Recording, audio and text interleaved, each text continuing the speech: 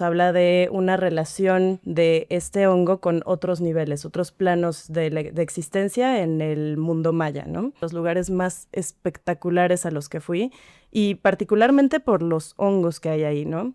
Bueno, la parte del cine fue algo a lo que me aventé así a la loca, la verdad. Es el hongo comestible más importante en los mercados de los Altos de Chiapas.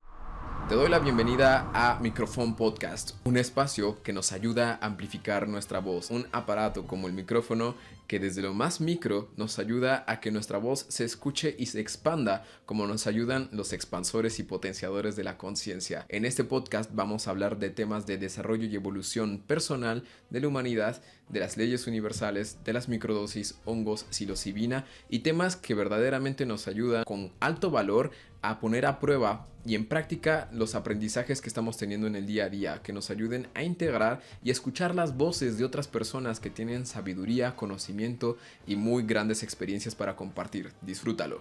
Bienvenida, Marisa, muy buen día. Vamos directo. Venga. Bienvenida al podcast, a esta sesión. Cuéntanos, ¿quién es Marisa? ¿A qué te dedicas? ¿Y por qué haces lo que haces? Esta es una interesante pregunta. Dejen, consulto al terapeuta y ahorita regreso. No, soy Marisa, soy de la Ciudad de México y estudié biología y me especialicé en etnomicología.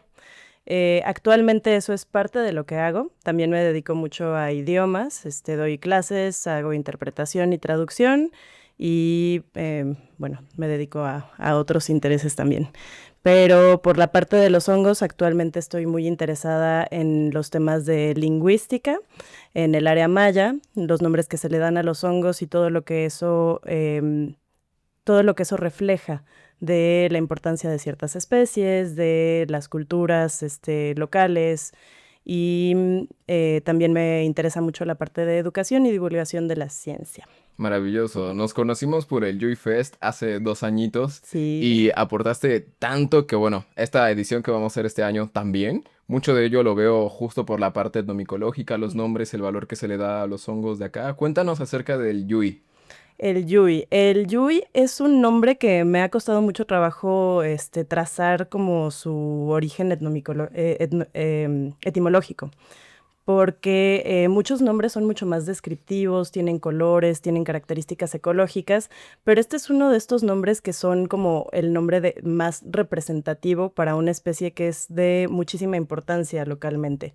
El yuyo o yui, que es la Amanita hayal yui, es el hongo comestible más importante en los mercados de los Altos de Chiapas, y es muy importante en la culinaria chiapaneca durante la temporada de lluvias. A pesar de la mala publicidad que de repente han recibido los hongos por casos de intoxicación, este hongo se ha conservado en los mercados a diferencia de otras especies que se vendían a una escala un poco menor, pero que en esos casos como que fueron siendo un poco más restringidas.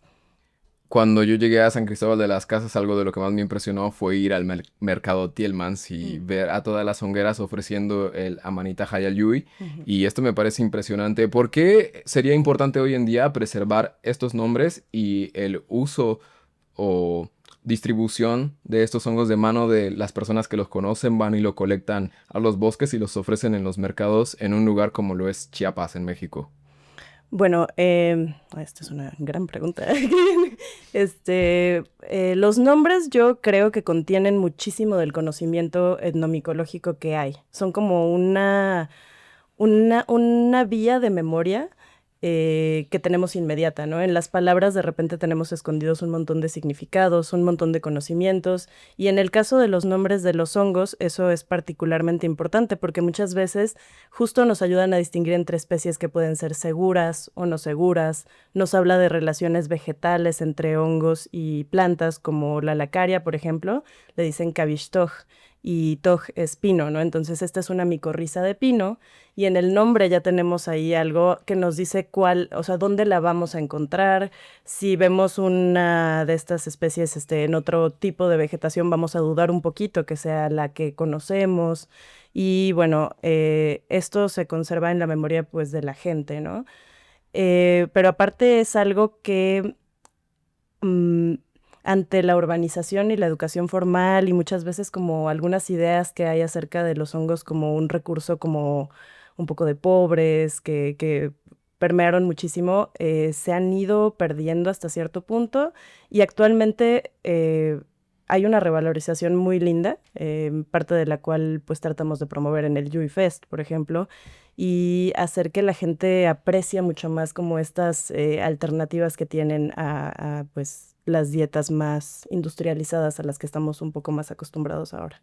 Bien, en la edición del 2023 del Yui Fest fue un festival muy grande que yo creo que ninguno de los organizadores visualizamos con tanto ánimo en las personas de estar listas para recibir más información, conocer más, participar en los recorridos micológicos en las afueras de San Cristóbal de las Casas, fiestas, cine, arte, fotografía, talleres, charlas. Tú estuviste involucrada en mucho de esto, sobre todo en la parte artística, hasta hiciste mucho de traducción en algunas películas que se presentaron.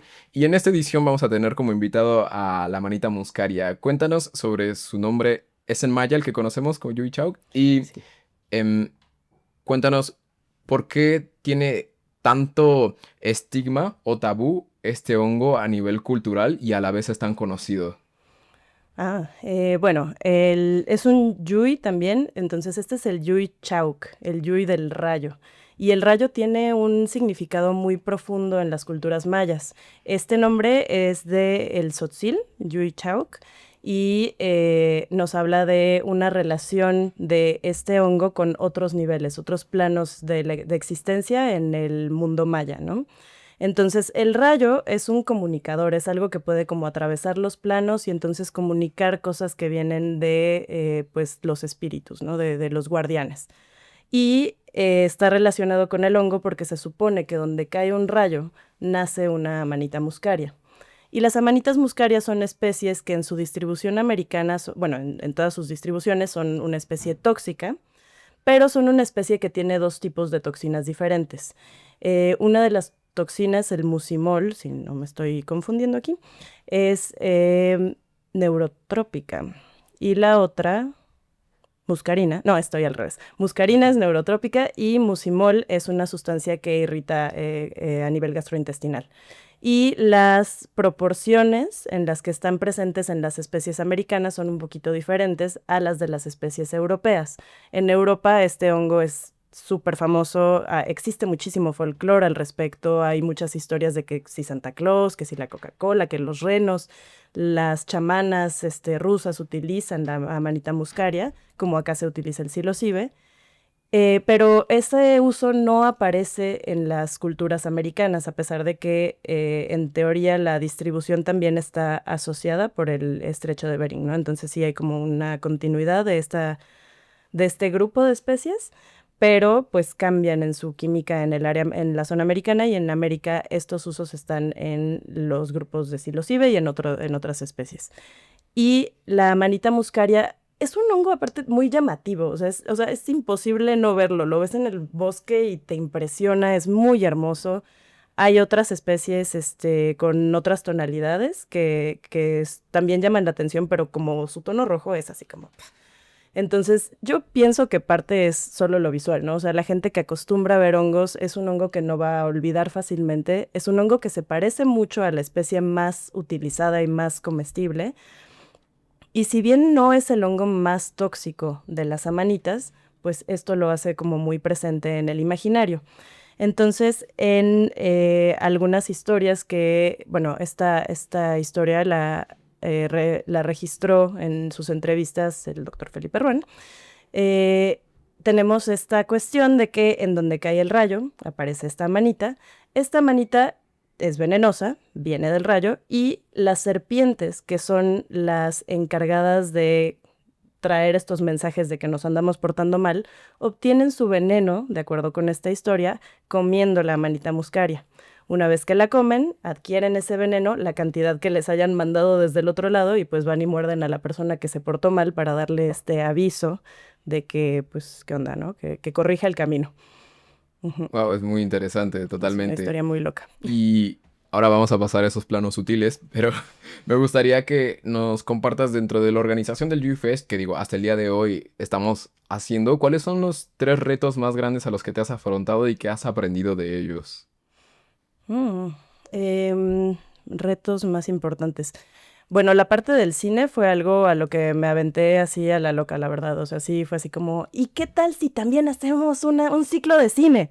Y entonces encontrar los documentales y sobre todo encontrar como el modo de tener los permisos para mostrarlos es algo que yo nunca había hecho y afortunadamente tuve en Angie, una amiga que se dedica a cine, una compañera que, o sea, me ayudó a resolver absolutamente todo. Al final también aprendí que pues es un proceso que lleva un tiempo. Entonces al final teníamos versiones que no tenían subtítulos y tuvimos que ponernos a hacer subtítulos de última hora. Eso fue un reto muy, muy grande. Otro reto, yo creo que fue como lo grande que se volvió, o sea, como que sí, sin el equipo que hemos formado, sería imposible, sería absolutamente imposible, ¿no? Porque teníamos una idea de lo que queríamos, pero como todo el mundo le aportó tantas ideas y tanto amor y todo eso, de repente era muchísimo más de lo que habíamos imaginado y entonces era así como hay que estar aquí y allá y acá. Y creo que eso fue una experiencia que nos enseñó mucho porque nos dimos cuenta de que tal vez llenamos demasiado los días de cosas y en esta edición lo vamos a hacer mejor, pienso yo. Seguro. Y ¿cuál sería otro reto? Mm, pues Actualmente, de esta edición, hasta ahora, ¿qué ha sido retador? es que no sé si o sea, sí es retador, pero es retador de un modo tan bonito que estoy como disfrutando también acercarme a la gente de San Cristóbal, a los posibles patrocinadores, a gente que es curiosa y que me dice, ¿y van a volver a hacer esto? Y ver tanta ilusión y ver así como, ¿y qué van a hacer ahora? ¿Y cómo me puedo anotar? ¿Y qué talleres va a haber? O sea, ahorita todavía no tenemos como todo muy listo. Sí. O sea, como que nos falta afinar detalles, entonces todavía falta para poderles dar toda la información que me piden. Pero sí me emociona mucho ver que realmente está viendo como una respuesta y que estamos logrando hacer como sí, pues este interés, este ambiente, este momento para los hongos y para usarlo para hablar de todo, de biodiversidad, de cultura, de un montón de arte, de incluir a los artistas locales. Esto me está haciendo así como así. Estoy súper emocionada. No sé si tú lo veas, pero yo te miro y ayudas a conectar muchísimo a las personas, tanto en esa parte creativa, logística, administrativa, y tienes muchas conexiones. Creo que esto es crucial para el Yui Fest. Por cierto, ahora aprovecho para decir que quienes busquen venir a esta edición, estamos aproximando que se realice en julio 2025. Entra a la página web, lo voy a dejar acá en los comentarios para que se registren, tanto si gustan asistir a los talleres, encuentros, todos los días. El evento es gratuito. Hay algunos talleres que tienen un costo extra. También vamos a tener Caminatas. caminatas en el bosque de identificación. Ujú. Va a haber muchas actividades también si quieren formar parte de como patrocinadores, como parte del recorrido alrededor de San Cristóbal, llamado especial para quienes tienen espacios, lugares, proyectos, negocios en San Cristóbal y gustan aportar algo, ventana abierta. Y ahora quiero ir con esta publicación. Maravillosa. Sí, cuando llegué a San Cristóbal fui a una de mis librerías favoritas a preguntar cuáles eran todos los libros de hongos que tenían. Uno de mis favoritos fue este. Cuéntanos cómo te fue participando en este libro, de qué es, de qué se trata, cómo lo viviste. Uy, este libro, pues ahorita, o sea, ya tiene un buen rato que no lo geo. Cuando estabas leyendo cosas dije, wow, qué interesantes cosas se encontraron por ahí. Pues este libro fue parte de una serie de salidas a la selva que estuvieron enmarcadas en el trabajo del doctorado de Felipe. Y en ese momento yo participé en varias de las salidas y yo creo que Najá fue uno de los lugares más espectaculares a los que fui y particularmente por los hongos que hay ahí, ¿no? Najá lo que tiene es que es un ecotono. Esto significa que es un espacio en donde la altitud y las condiciones climáticas básicamente hacen que la vegetación cambie entre como un tipo de ecosistema y otro. Entonces tenemos la selva, tal cual, con todos los hongos clásicos de la selva, como las coqueinas, que son chulísimas, son estas que están aquí, como unas copitas naranjas muy, muy, muy hermosas. Y tenemos también vegetación y funga más típica de zonas un poco más altas, como el Actarius índigo, un hongo azul también muy bonito, y muchos de los hongos que llegamos a encontrar también acá en los altos. Pero, por ejemplo, culturalmente se encontró que como la afiliación de las personas que habitan ahí es más, bueno, son lacandones, los hongos que consumen, a pesar de que tienen disponibilidad de estas especies mucho más carnosas, o sea, más grandotas, que podrían como pues llenar más un platito, suelen comer los hongos más chiquitos y más típicos de la vegetación selvática. Y bueno, obviamente tienen los nombres lacandones para ellos. Entonces, eso fue muy interesante y nada más el lugar fue muy hermoso. En este libro participé haciendo las notas etnomicológicas junto con, bueno, la edición de varias partes del texto, pero sobre todo estuve participando en la parte de notas etnomicológicas y en las ilustraciones también para marcar cuáles son las características ecológicas, de comestibilidad y de uso de las distintas especies que aparecen en esta pequeña guía. Wow, y hay mucha información que tienen los hongos para aportarnos. Una de estas notas que me fascina es de este honguito que se ponen en la oreja para escuchar las esporas. El honguito Sí, esporulando, eso me fascina. sí. Yo decía, ¿qué nivel de sensibilidad tienen estos habitantes para poder haber encontrado que si lo pones en tu oreja vas a poder escuchar quizás cómo Algo, esporula el ajá, hongo, ¿no? sí. Eso me pareció fantástico. La visión de los lacandones, a mí, o sea, es también de las cosas que más me han impresionado desde la etnomicología, porque en un principio, pues, en la formación de biólogo es todo como muy cuadrado, todo muy objetividad, ¿no? Y todo así como la ciencia es el camino para el conocer, todo esto, ¿no? Entonces, al empezar a encontrarme con la etnomicología, se me rompieron un montón de ideas de estas que intuitivamente yo decía así como será, pero en ese momento pues era la formación y yo me estaba volviendo una científica dura y tal, ¿no? Y los lacandones, en su concepción de lo que son los hongos, tienen perfectamente claro su rol ecológico en las selvas, ¿no? Su rol de recicladores. Y el nombre en lacandón, kushum, tiene que ver con descomposición.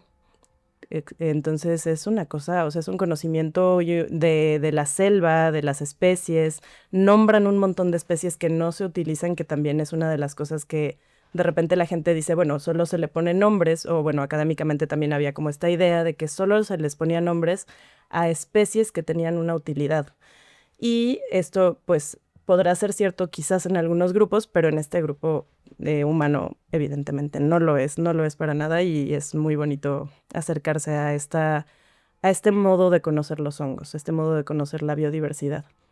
Sí, hay mucho que traen los hongos consigo que desde el estudio científico es muy bonito y además creo que ya en el campo de Ujú, acción ves cómo los humanos nos relacionamos con ellos y ellos con las plantas y con otras especies y creo que hay mucha magia en eso. mm, Ahora que hablabas de totalmente. Yui Chaok, la manita muscaria, tiene este misticismo de la conexión con lo divino a través del rayo, con las serpientes en lo terrenal Ujú. y muchos de los hongos tienen esta sobreidentificación con lo espiritual, porque Sí. definitivamente nos ayudan a reconectar y a recordar mucho de quiénes somos, a dónde vamos, de dónde venimos. En el Hay una último, canción, ¿no? De una banda local, Tempus Mutatur. Quis sumus, Quis sumus se llama. Pero justo son estas preguntas. mira, claro, Sí, sí, sí. porque, claro, ¿por qué Amanita muscaria tendría estos efectos, no? O sea, de dónde, es algo muy curioso y ancestral. Y no sé si es solo Amanita muscaria, o sea, No, en bueno, general los hongos tienen un sí. montón estas identificaciones con cuestiones espirituales, con cuestiones muy efímeras, con cuestiones sutiles. Ujú. Y pues es la naturaleza misma también de lo que alcanzamos a ver de ellos, que sabemos que es una porción chiquita, ¿no? Los esporomas, que son algo tan bonito, tan llamativo, si uno empieza a notar el espacio en el que está caminando y de repente aparecen de un día para otro y al día siguiente ya no están o aparecen estos círculos de hadas. Es algo que definitivamente te pone a pensar, ¿no? Te pone a conectar con muchas cosas. Sí. ¿Tú has tenido experiencia con enteógenos? No, Ninguno. no, ninguno. Buenísimo. Y en el caso desde la micología, en el estudio científico, ¿cómo se percibe desde tu punto de vista a los hongos enteógenos? Desde el punto de vista de la micología, Sí, como estudiante de micología, por ejemplo, estudiando desde el campo científico a los hongos, ¿cómo se observa el área de los enteógenos, ya sea específicamente hongos de psilocibe o el caso de Amanita muscaria con estos efectos? Pues actualmente está habiendo también desde la academia un boom, de nuevo un renacimiento del interés por los enteógenos. Los enteógenos fueron también el origen de toda la etnomicología aquí en México y en ese momento fue así como toda la atención, ¿no? Pero al mismo tiempo estaban sucediendo a nivel social y a nivel internacional cosas que los clasificaron, los pusieron como en un lugar un poco complicado, ¿no? Fueron muy mal vistos, fueron muy prohibidos, fueron catalogados de manera legal con drogas que no tienen nada que ver con eso. Y todavía no se ha puesto al corriente la legislación para quitar estos estigmas que vienen de los 70s, ¿no? Lo cual hace complicado el estudio porque siguen siendo sustancias controladas las que están asociadas a estos hongos, pero lo cierto es que pues ahorita ha habido un interés de nuevo desde la academia muy, muy fuerte y se está trabajando para ir como quitando ese estigma que hubo y ese rato en el que como que la gente dijo, bueno, ya, ¿no? O sea, sí había interés desde luego, pero no se volvió como uno de los temas principales, al menos de la etnomicología mexicana, al menos desde la biología, porque muchos etnomicólogos vienen desde la biología, otros desde la antropología. Desde la antropología yo diría que tal vez un poco más se mantuvo el interés, ¿no? Pues ahorita desde el área médica está haciendo una revolución absoluta, pero lo interesante de esto es que justo como la academia de pronto tiene las manos medio atadas por burocracias y por cuestiones legales, esto es un área de estudio que está adquiriendo datos de manera global desde las personas que pues no necesariamente tienen una formación académica, pero se han formado en esto y que están haciendo pues experimentos básicamente, ¿no? Por su cuenta y pues gracias a la posibilidad de como agruparlos y todos estos grupos que hay ahora de personas interesadas en los hongos, se están empezando a notar algunos patrones, porque pues esto es algo muy complicado desde las ciencias médicas sobre todo, ¿no? O sea, ya pensando en farmacología es un problemón. Todo este tipo de estudios son muy limitantes. Sí. Pero, Y sí. hablando de censura, en San Cristóbal también recuerdo haber llegado a algunos mercados, uno en particular donde en la entrada había una lona gigante que decía que no compres hongos silvestres. No Y sé si en Soriana todavía la tienen, porque ya, todavía el año que hicimos el Yui Fest número 1, sí.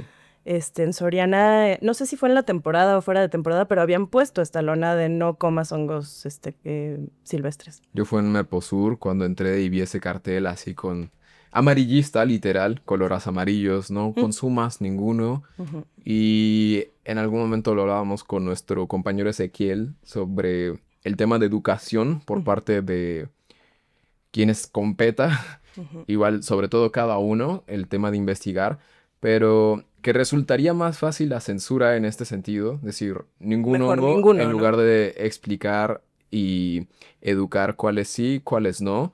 ¿Cuál es el aprendizaje disponible que tenemos, al menos acá en San Cristóbal, Chiapas, o todas las áreas en las que todavía se esté censurando a este nivel?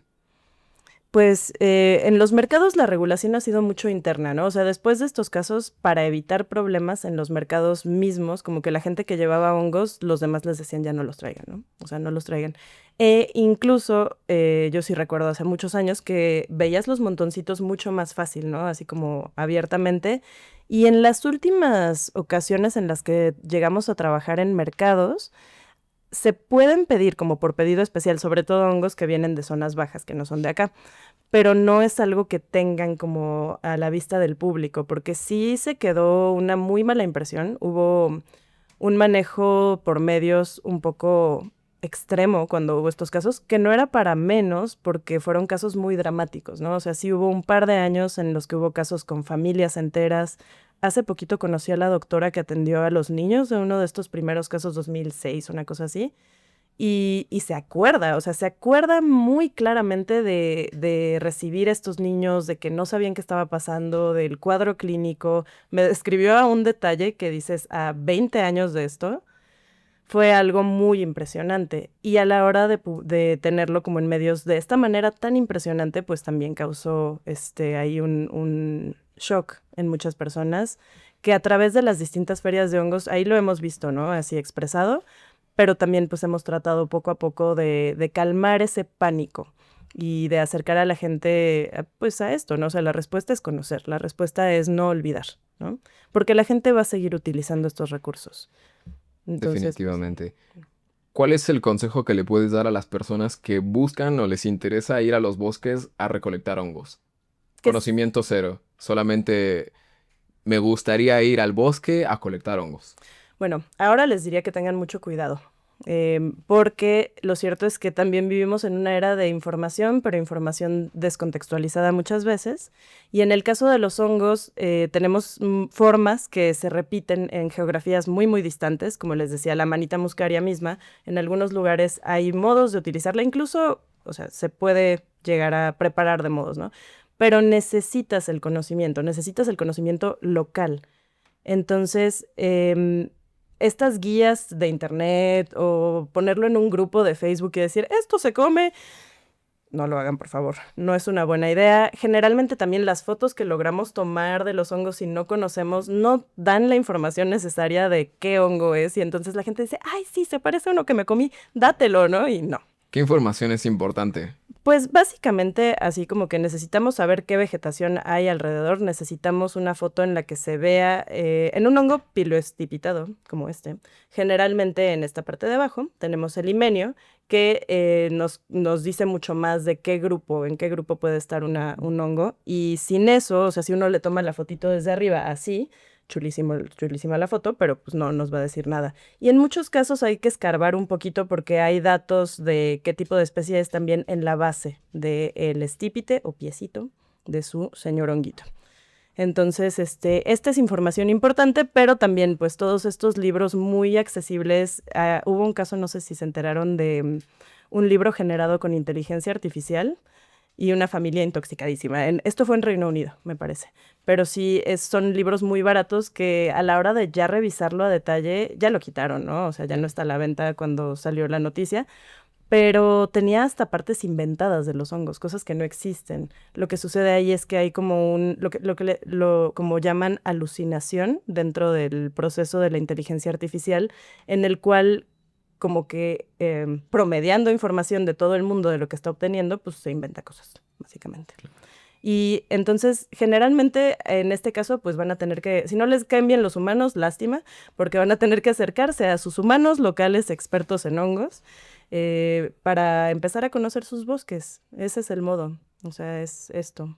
Claro, veo como una gran parte de respeto tanto al bosque, la selva, el área, cual sea donde estés, a la especie misma como un ente vivo, Ujú. como no vamos a cazar un pavo real nada más porque está allí, ¿no? Ujú. Y lo voy a llevar a mi casa, o una flor nada más porque es muy hermosa y me la llevo, sino en este reconocimiento de saber quién es, si tiene un uso, si me lo puedo tomar, en realidad es como vida, Sí. están vivos, Sí, ¿cierto? y es estar en el espacio. O sea, al final, algo que me parece muy hermoso o sea, ¿quieres usar los hongos? Tienes que ir. Tienes que ir, tienes que conocer, tienes que como empaparte un poco del espacio y eso lleva a puras cosas buenas. O sea, estás como apreciando tus bosques, estás fijándote en muchas más cosas, estás conociendo, es sano. O sea, es maravilloso y te conecta, como dices, con muchas otras formas de vida en el bosque y en cómo las usamos. Entonces, bueno, si te das el chance de hacerlo, te puede aportar muchísimo, yo creo. Seguro, muchísimo. Y hemos hablado un montón, se pasa el tiempo así como, wow, Upsi. no, Upsi. está perfecto, justo así. Y que antes de cerrar, me gustaría que nos ayudes a describir un poco mejor qué es la etnomicología. ¿Qué es la etnomicología? Pues la etnomicología es una cosa muy chula. Es un área de la academia que se encuentra un poco en este lugar de comunicación entre las áreas biológicas y las áreas antropológicas, en el cual se estudian los hongos, sí, pero también los hongos en su dimensión humana, en su dimensión de cómo son vistos desde las culturas, cómo son utilizados desde las culturas, cómo las culturas también afectan el ambiente de acuerdo a sus percepciones y sus modos de ver a los hongos y entonces todo lo que viene de esta relación, ¿no? De este encuentro entre nuestra especie y pues todas estas especies de primos biológicos. Ujú. Genial. Y cuéntanos, en otra percepción, ¿quién es Marisa dentro de 5 años? Hablamos de 2030. Esto es ¿Qué una está entrevista de haciendo? trabajo.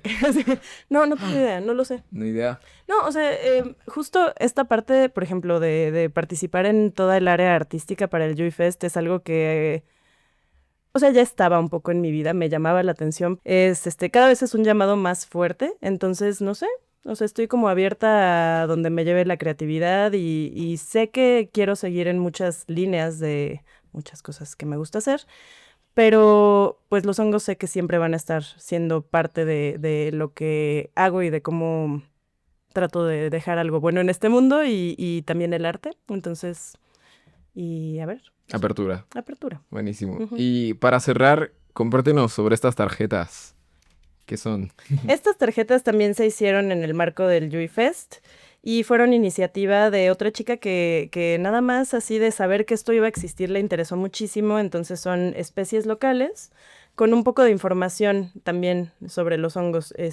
No sé si vamos a hacer una edición para esta edición del Joy Fest o si vamos a hacer alguna reimpresión, pero son muy lindas. Todas son especies de aquí del Huitepec, fotos intervenidas también por ilustraciones de ella e información del nombre, hábitat y ecología, o cuestiones también generales justo del uso de hongos medicinales, de hongos, bueno, los cuidados que hay que tener para consumir hongos, algunos hongos tóxicos importantes de la zona, porque pues también parte de este Joy Fest es que los puedan ver, los puedan agarrar y digan así como ya cuando lo vean en el bosque ya tengan un referente de, sí lo conozco.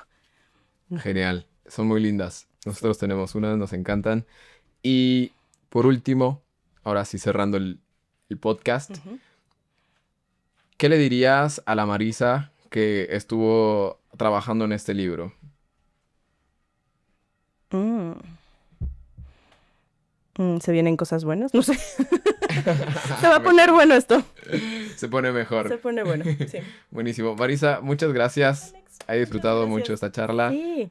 Todo muy lindo lo que has compartido, de verdad, y importante para las personas, sobre todo quienes están interesados en los hongos, micología, etnomicología, y que sepan que, bueno, uno puede desarrollarse en tantas áreas así como lo estás haciendo, desde las artes, cine, o sea, de verdad que ya cuando te aperturas, ¿qué más, no? ¿Qué más es posible? Y lo mismo con el Joy Fest, creo que es un gran ejemplo de todos los que organizamos y quienes participamos de poder observarnos y permitirnos vivir en otras áreas que no nos hubiéramos imaginado, como lo Sí. es mismo la creación de un festival. Sí, sí, nos inspiramos unos a otros Sí, desde lo que hacemos. Entonces eso me gusta mucho de nuestro equipo.